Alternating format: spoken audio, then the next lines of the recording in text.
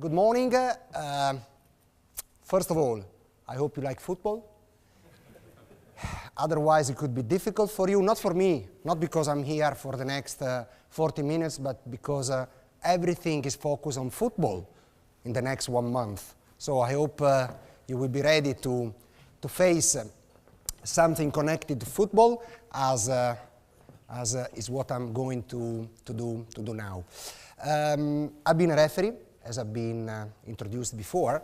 I've been a referee for a long time. I started when I was 17 and I finished 45, so big part of my life was spent on the field of play, and even now I'm still working.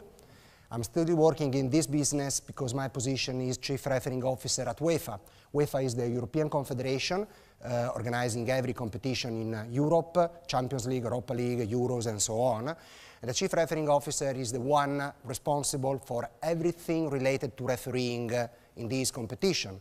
So if you have something to complain about Champions League or Europa League, I am the one to be addressed, not the World Cup. Fortunately, this is not my business. My task is to try to get the referees prepared. My task is to coach the referee, to prepare the referee, then to select and also to assess the referees. Because the referees are assessed, based on their performances. So my task is to make them in a position to deliver positive performances.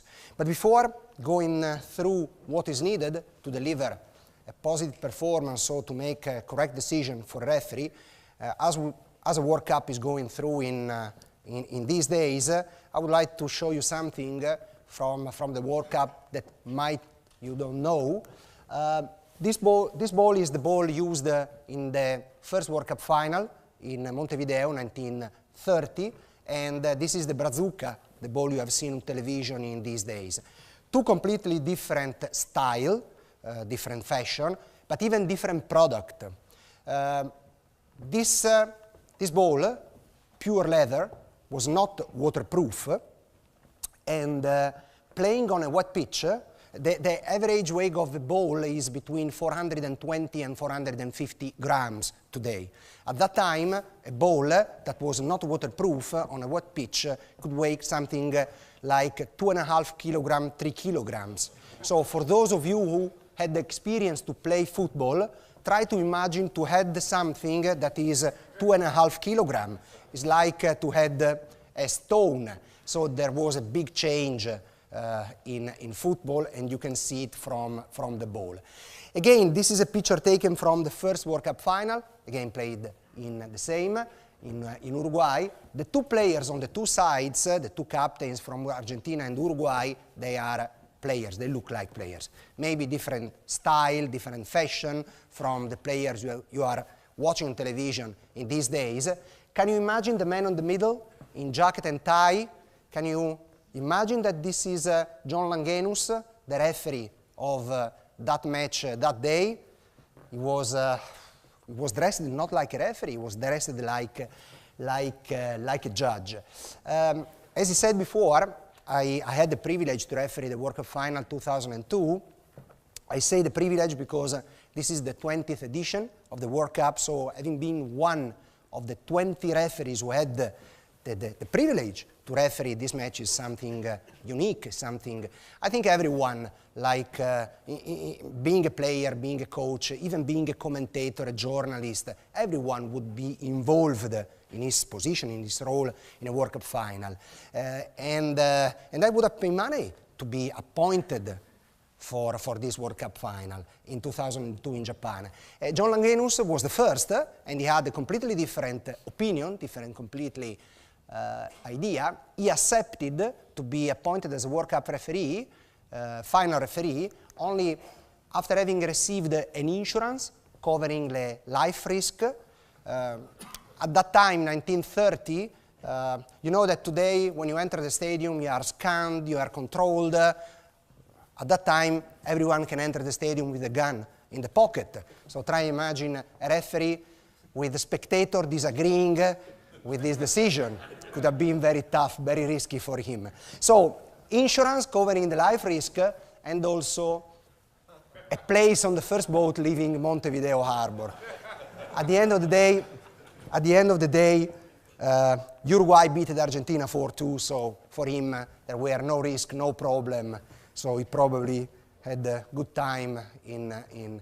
You might not know that only 13 teams played that World Cup, only 4 for Europe, Romania, Yugoslavia, Belgium and France, and the reason to have so few teams from Europe, it was the 21 days that the players had to travel by boat from Europe to South America. 21 plus 21 means 42 days only traveling. So at that time a player thought that was too demanding to travel, so no English, for instance.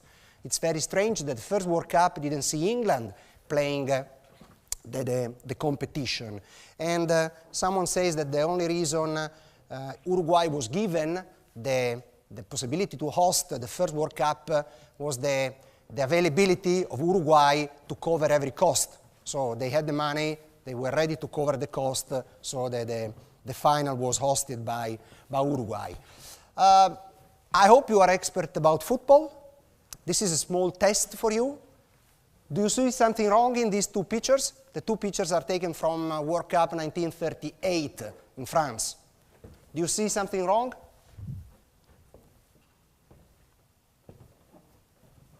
You are expert about football, you said. So nobody? Maybe you are a bit tired after a long morning. Nobody? Come on, it's easy. It's so easy. Nobody, really? No idea? No, I can't believe. You don't deserve to watch the World Cup tonight. So, no Uruguay, England for you. Not at all. Nobody. Come on. It is so obvious, so easy. No idea. Not even one idea.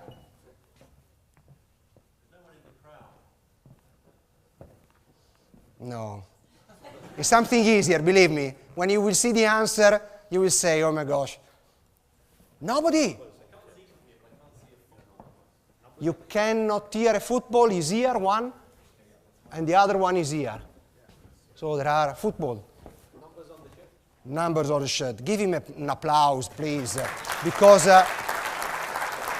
it seems so obvious that today on the shirt there is everything that it can be imagined or believed that 3 World Cups were played without numbers on the shoulders of the players. Very, very strange. If I ask you to give me your opinion about one decision taken by a referee, it is very probable that your feedback will be very different. It's very difficult to find an opinion shared by many people in a room. The main reason is the team you support. If the decision is for your team, you certainly agree with the referee. If the decision is against your team, it's very probable that you disagree with the referee's decision. But there is one thing that is agreed by every following football. The referee's job is very difficult. Today, everyone agrees that the referee's job is very, very, very difficult. Unfortunately, after having said it, all the people forget it immediately and restart complaining against the referee's decision. The reason why the referee's job is so difficult, first of all, the time. As a decision maker on the field of play, the referee has no time to decide. When you go through the decision-making process steps, several, it takes time. Every decision maker has time to do it. Nobody takes a decision, as well as a referee on the field of play, in less than 1 second, because it's normally the time the referee has to make his decision, blowing the whistle or not blowing the whistle. No time to decide. Pressure. The pressure coming from the people at the stadium, 90,000 people around you makes pressure, on you. The pressure coming from knowing that there are millions of people watching the television and your image could change because of the decision you take, and this put pressures on the referee's shoulder. The responsibility coming from the importance of the match and the importance of the decision is going to taking. Football is a sport, of course, but it's also a show business. I would say even a business. For those who come from England, you probably know that last year, May 2013, Watford played Crystal Palace in a playoff to be promoted from the Football League to the Premier League. Maybe you don't know that the winner of this match, in terms of value, 130 million pounds. So one match, that means promotion for one of the two teams, means for the winning team 130 million pounds. The match was decided during extra time by a penalty given by the referee. So one whistle gave by the referee costed one team or gave the other team 130 million pounds. That is quite a big amount of money for a company, even for a big company. One single sharp decision, quick decision. And this is a responsibility. This is a big responsibility that the referee has on the shoulders. Unfortunately, the decisions he has to take are not always easy. The decisions are not about incidents that are black or white. When we talk about black and white, it's easy. When we talk about gray, gray can be darker, lighter, different kind of gray. So unfortunately, the referee has always to deal with this kind of grays. And even no time, pressure, difficult decision, difficult incident to be assessed, the referee knows that his decision will be scrutinized using every kind of tool. Today you can see technology used to check the referee's decision, and even the decision is taken in less than 1 second, it will be scrutinized, and people will speak about it for hours, for days, for weeks. I think they are still speaking about the 1966 goal-on-goal marked by Geoff Hurst in the World Cup final, Germany-England. So 50 years later. So again, this is why the referee's job is difficult. I'll show you a clip, a very quick clip, and I would like to ask you, make the decision. Try to put yourself in the referee's shoes, and even you are seated, relaxed, in a very comfortable environment. Try to make the decision about this incident. Is it a penalty kick or is it play on? I mean, who is touching the ball, defender or attacker? There are 4 slow motion, 4 angle of vision. That was the first one. So now the second, who is playing the ball? Defender. The defender is the dark blue one. Or this player who is rounding. So now, who? Any idea? Defender, so no penalty. Okay? Let's see the last one. You see slow motion, super slow motion, big focus. Who is touching the ball first?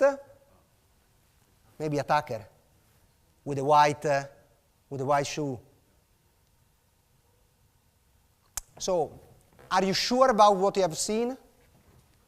Again, you are seated, you are relaxed, you are not risking anything because the decision was taken 4 years ago maybe, so nobody will blame you if you are wrong this morning.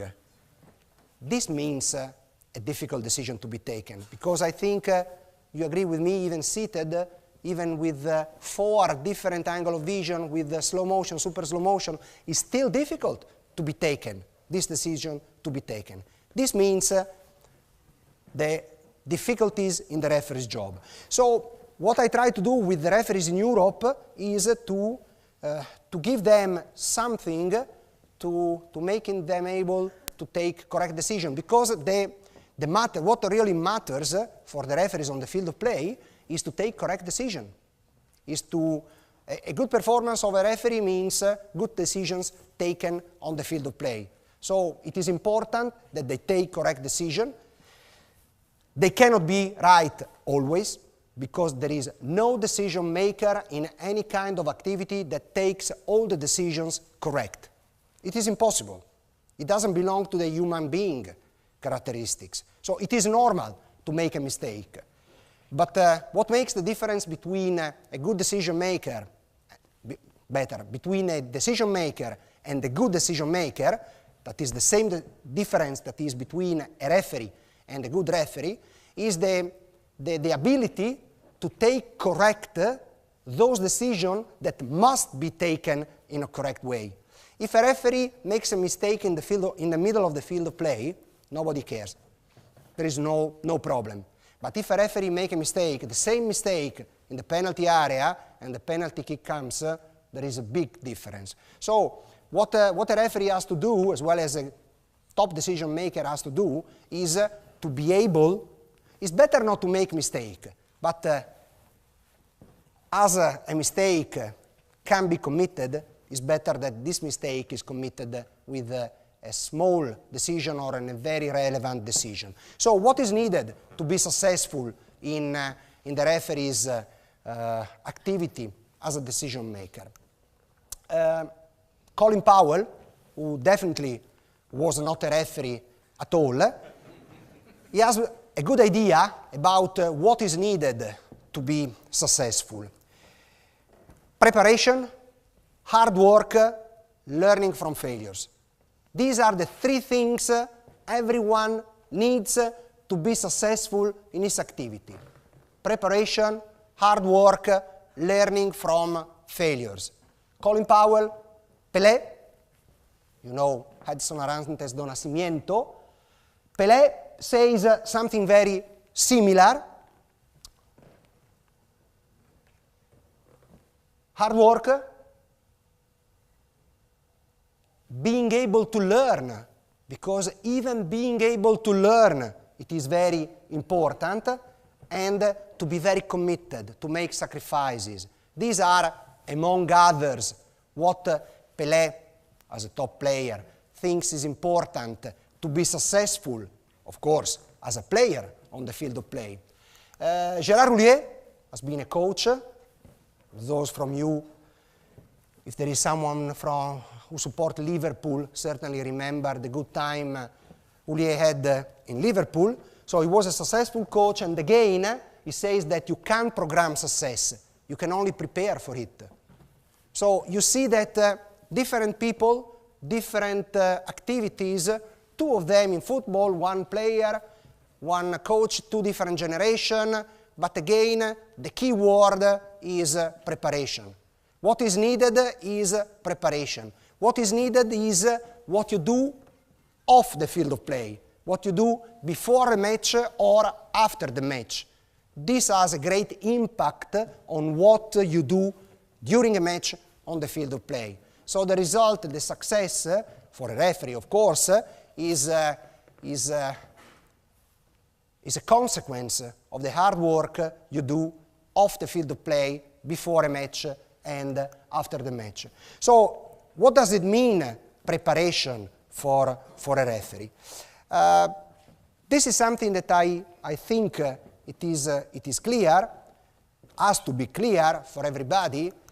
There is no competition without rules, and there is no fair competition without respected rules. This is clear in football, but this is clear in every kind of business, because nobody is interested to invest money in a country or in a market where there are no rules, or if there are rules, these rules are not respected by anybody. The same in football. Football needs rules, and football needs that these rules are respected, because as a consequence, the product, the match, the entertainment will be higher level. And of course, if the referee has to guarantee the respect of the rules, he has to know them. Very easy. In football, if you ever seen the laws of the game, the booklet is very small, few rules, and not a very difficult challenge to know the laws of the game. What is more important is to know the interpretation and to be consistent. The two main rules in football, 11 and 12, offside and fouls, says according to the opinion of the referee. So the decision to be taken on the field of play is based on the personal opinion of the referee. You can understand how it's important to have consistent interpretation made by different referees. I work with, UEFA has 54 national associations, so I work with referees coming from 54 different national associations.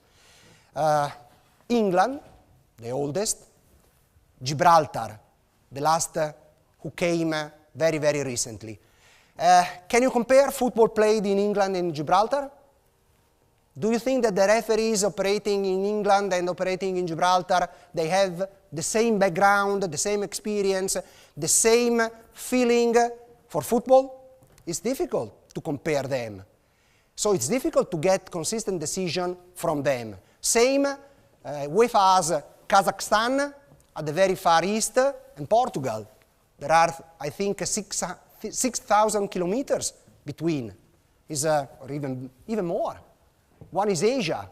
So what is important is to work with the decision maker in order to give them clear interpretation and try to get them having consistent decision. Otherwise, what the referee has very often complained is true.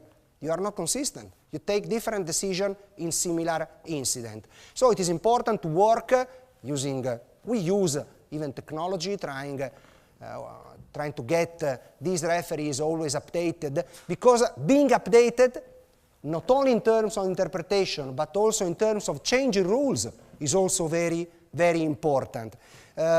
Football is very conservative. It's very difficult that football changes the laws of the game. But some of you probably remember that there was a time when the goalkeeper was allowed to pick up the ball by hands when the ball was played by a teammate. You remember? Not very long ago. It was normal. One day, someone realized that 14-15 minutes out of 90, so quite a relevant part of the match, the goalkeeper was standing with the ball in the hand, waiting for something. Do you pay a ticket? Would you be able or ready to pay a ticket to watch a goalkeeper standing for 90 minutes with the ball? What is entertaining? What is enjoyable in watching a goalkeeper standing with the ball in the hand? Nothing. So this is the reason now these laws has been changed and this is not possible anymore. And the obvious goal scoring opportunity is another example. So sometimes football realizes that the laws of the game must be changed, and it is important to be updated with these changes. The biggest change in football, in modern football, has been speed. Today everything is done faster than before. You cannot compare Pelé with Messi, for instance, because they play at two different speeds. If you watch the match played by Pelé in the 60s, the reaction you have, my television is broken, because the match is so slow that you cannot believe that that was the speed of that time. So speed changed dramatically football, and speed makes the game more demanding, not only for players, also for referees. One of the key moments of every match is the very end. At the very end, always something happens, and the reason is tiredness. Players are tired. If a player is tired, it's very probable that he commits a mistake. And it's very probable that the referee can be involved because of this mistake. But also the referee is tired. When I attend a match as coach of the referees, and very often The referee tells me after a match, I've been very unlucky. Why?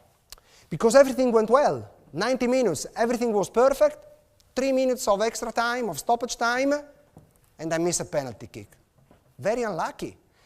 Maybe not, very tired. Because very often a wrong decision taken at that moment is a lack of lucidity. If you are tired, you are not lucid. The reason why it is important to be fit, it's to be lucid until the very end. Because until the very end of the match, something can happen. This is a clip from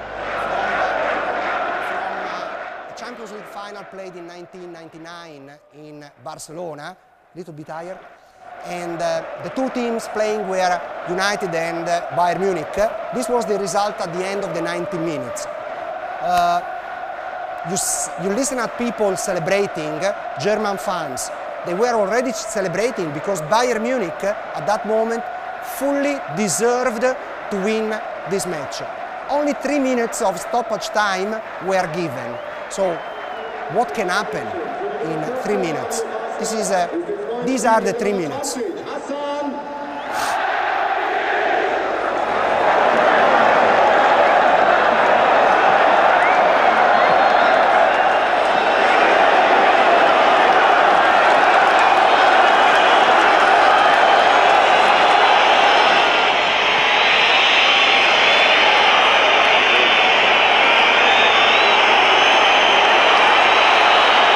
About the pressure. This is the pressure coming from 94,000 people at the Camp Nou. You feel them, believe me, you feel them.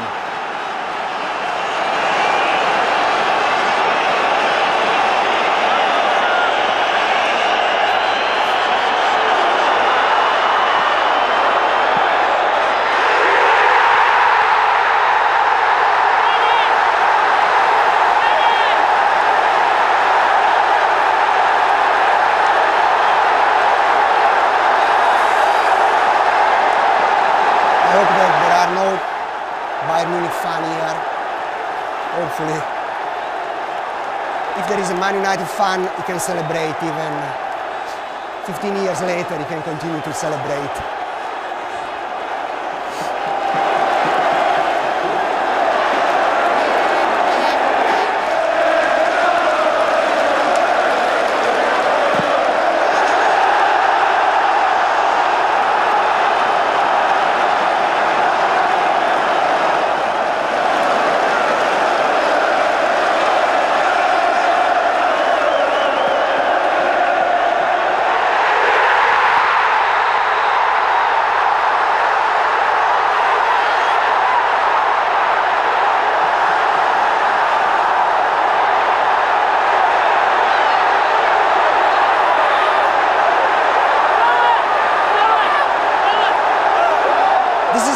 Important club competition in the world.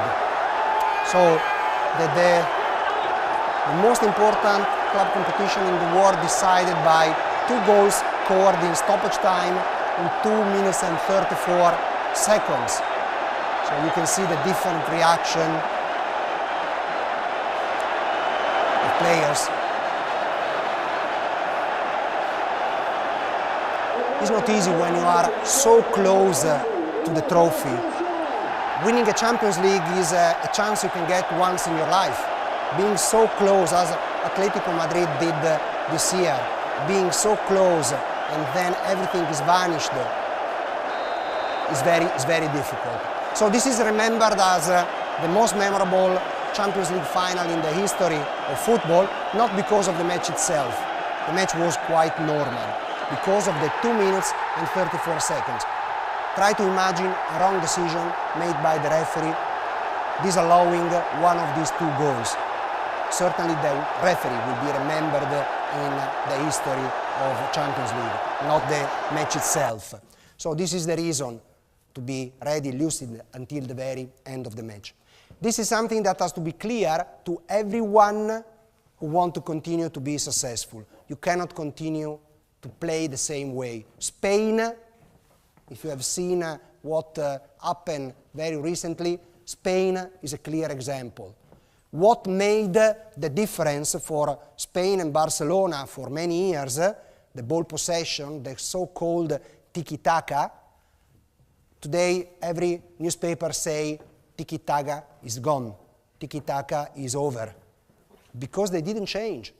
You need to change something. You must change something in your tactics, in your way of dealing, if you want to be successful, if you want to continue to be successful. You cannot always repeating what you did in the past. So what is important for a referee who is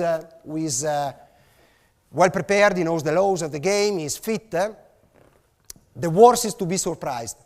For a decision maker, the worst that can happen is to be surprised by something. If you are surprised, it's very probable that you are wrong. And you cannot use an excuse as an excuse. I was surprised. I didn't expect it. You need to know in advance everything that can be related with what you are going to decide. And the referee has to know everything that is possible, predictable on the field of play. The tactics, I don't want to bother you with the numbers, 4-3-3, 4-3-1-2 and so on, but every tactics means a different way of playing, means a different way of developing of play. So something can happen based on what was planned before. Everything is arranged before. Players, teams try again and again and again during session to repeat on the field of play the same. So knowing in advance, even the tactics, could be very, very useful to predict what can happen. Another test to check your knowledge of football. Do you know, anyone of you knows Rory Delap? Very long throw. Great. There are some, I'm quite happy, there are some very experienced follower. Rory Delap is an Irish. I think you can agree with me, was not a top player. He played in England, Stoke was the top team. But if you play as a team or as a player against this player, or as a referee, you referee a match played by him, it is better to know his most important characteristic. He is Rory Delap. Long Delap throw in, goalkeeper Brisbane hasn't got there, and the ball creeps in, and that long throw already is normally delivered at 10-15 meters from the sideline. Rory Delap can deliver a throw-in 50 meters away as a missile. So the trajectory is completely different from anyone else. Something can happen inside the penalty area. Arsene Wenger, the coach, the Arsenal coach, after having lost 2-0 against Stoke, said, we need to change the laws of the game. We cannot give Rory Delap this unfair advantage. We need to change the laws of the game. Of course, it was a provocation. But if you know it before, you can predict what can happen. Instead of waiting for a normal throw-in, you need to focus on something that can occur inside the penalty area. So this means to be prepared before a match. Also, the team working for a decision maker plays a very important role in being successful. And it is important to know that every single member of the team must give the contribution to have the team successful. Michael Jordan has been, I think, one of the most talented athletes in the sport, particularly in basketball. And he says that talent wins games, but teamwork wins championship. You can win one single match thanks to the quality of one player. But if you want to win a league, if you want to win a long competition, you must count on the performances of each single member of the team. And this is what happened with referees on the field of play. You can be the best referee in the world. If your assistant referees are poor on offside, your performance can be deemed as successful. So you must count on the assistant referees, the fourth official. You probably have seen that in Champions League we have also 2 extra officials position besides the goal. You don't see them in the World Cup. but you will see them again in Champions League next season. And the reason to have these two match officials there is to avoid something like this. You probably remember the Mano di Dios. It happened some years ago. Normally, English people get mad even after years when they see this. This is one of the most controversial decisions in the history of the World Cup. And this decision would have been easily taken by a match official, an additional assistant referee, who was positioned just besides the post, just besides the goal. For him, would have been so easy, would have been very, very easy to see what Maradona did by hand, getting over Shilton. So again, teamwork, having everyone involved is important. And if this is an example of 1986, I want to show you something more recent. This is Champions League semi-final first leg, Real Madrid-Bayern Munich this season, 1 month ago. If you have seen this match, there was something occurred in the Real Madrid penalty area during stoppage time, 1-0 Real Madrid. It could have been a penalty kick that could have changed the result of the first leg and possibly the entire result of the qualification. Now you will listen the conversation that went through between the referee and the additional assistant referee. We record their conversation. So we have the conversation between them, and this is the conversation that went through at that moment. You will see the subtitles when you see AAR is this man here, and referee, of course, is the referee. Listen at them and their conversation. Nothing. Well done, that goal. I'm happy, there's not enough there, mate. No, there's nothing up here from me, mate. It's a desperate one, I think. So the referee was behind the two players and he couldn't see anything clear. He had a feeling. But can you imagine taking a decision based on your feeling when it happens in a semi-final Champions League and the decision can really change the outcome of a match? So having a teammate, additional assistant referee, in a better position, ready to help you to make the decision, this is the big contribution you can receive from your teammate, from the people working with you to take a correct decision. And even Thomas Müller was heavily complaining live, as you have seen. He reacted very heavily. The day after, he admitted that there was no foul. So even he was convinced about the decision. Unfortunately, as I said before, you can't be always correct. Unfortunately, something sooner or later will go wrong. And you have to be ready. You have to be ready when something goes wrong. You have to be ready to put in place any kind of solution already planned before. You have to face every possible scenario that can occur and having a solution for them. You have to be ready to learn from the negative, to take the positive from the negative, because what doesn't kill you makes you stronger. And being stronger, when you will be back on the field of play, makes the difference from someone who is normal and someone who is at the top. Because if it's sure that sooner or later you can be wrong, what is important is to be able to get back the field of play stronger than before, having learned from the experience, having understood why the mistake was committed. Because behind every mistake, there is always a reason. And what is important is to find out the reason why the mistake was committed. Only knowing it, only having this experience, you can be better in the future. You can learn from a wrong experience. The last thing you need when you are facing something that is very difficult and that is very important: self-confidence. Self-confidence is needed. Self-confidence is needed by every decision maker. Try to imagine a referee who knows that in a competition there will be 34 cameras shooting the match. It's difficult. He's really fighting against this man.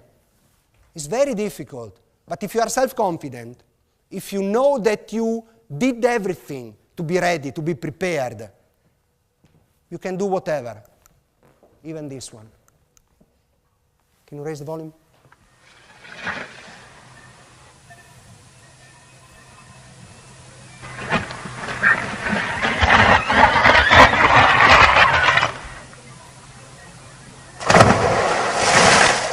So if you want to test the self-confidence, the preparation, and the self-confidence of someone working with you, this is a good way to do it.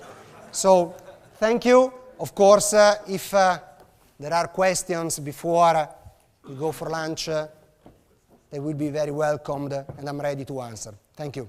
Thank you.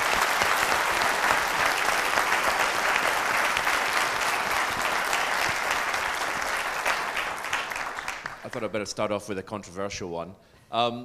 Where do you stand on the great divide between the conflict of interest of modern technology, being able to eliminate mistakes, versus depriving the game of the theatre, the controversy, and why people talk about the game? Because if you take other sports like tennis, there's never any debate now whether the ball is in or out. It's been eliminated.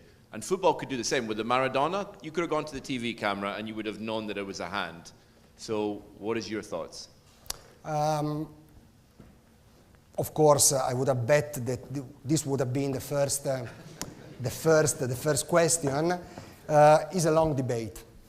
It's a very long debate since this World Cup, a technology is used, the goal line technology, even though, as well as in tennis, you have a graphic reproduction of what happened.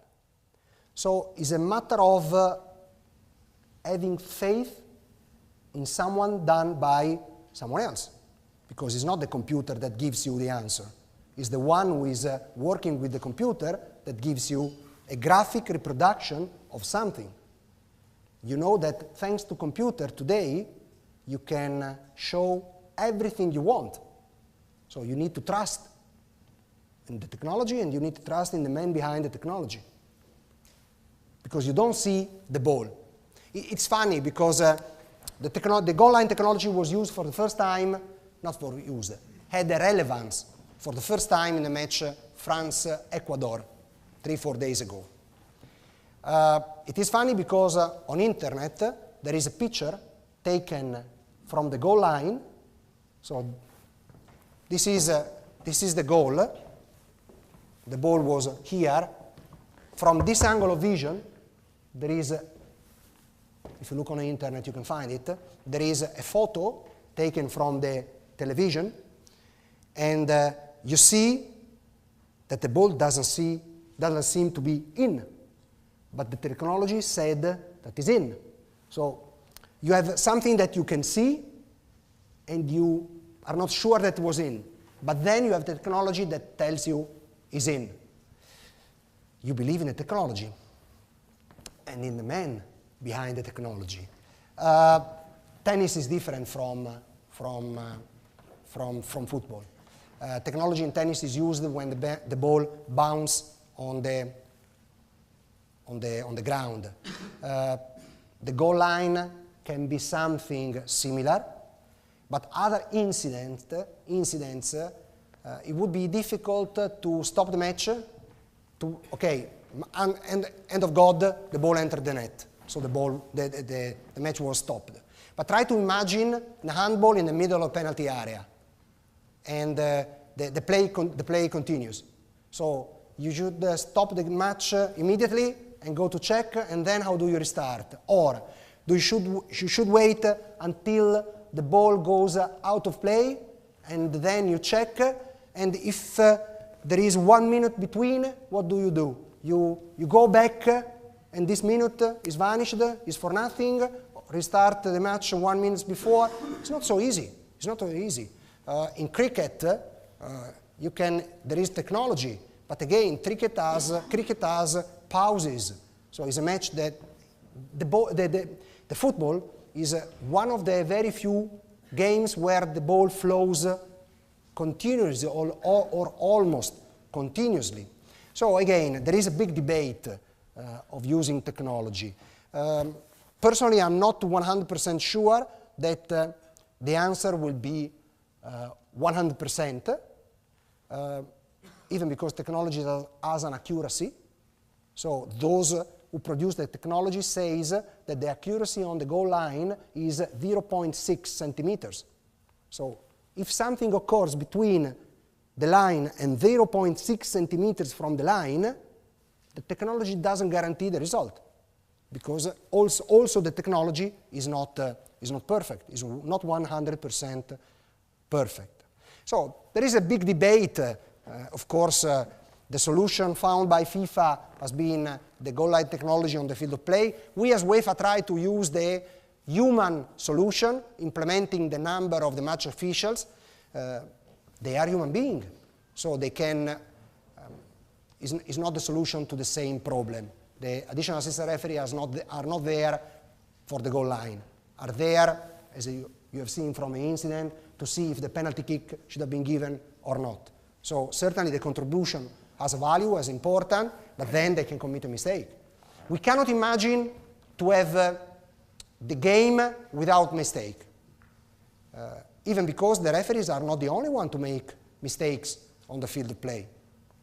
I'm Italian, and Italy lost a World Cup with 2 penalty kicks missed by 2 among the most important and successful players in Italy, Baresi and Baggio. You probably remember Mexico 86. They lost the 2 penalties, US 94. They lost 2 decisive penalties. It was the counterbalance of his ponytail. Yeah, could be. But also Leo Messi and Cristiano Ronaldo. Last year with Real Madrid Barcelona, they were off the Champions League because 2 penalty kicks missed by them. So even great players sometimes make mistakes. So, you please. You think, players make it very difficult for referees. Do you think retrospective punishment for players who clearly dive or cheat would stamp it out? Certainly, cheating is something important, and cheating is not cheating the referee. It's cheating the game, it's cheating the opponent. If I'm a player and my opponent gets a penalty kick that cost me the relegation or cost me a trophy, it means for me an opportunity that I can miss. Because if I'm playing in Premier League and I'm relegated in Football League, my career could dramatically change. And having this changed in my future as a consequence of a diving of an opponent, this is something also to be considered. So it's not only towards the referee. It's not only a problem between the diver and the referee. It's a problem between who dives and football, who dives and the entire community in football. If I would be a player, the next time I meet a player who dived and won a match, he won't be safe with me. He won't be, as a player, he won't be safe with me. But it's a problem, has to be very heavily fighted.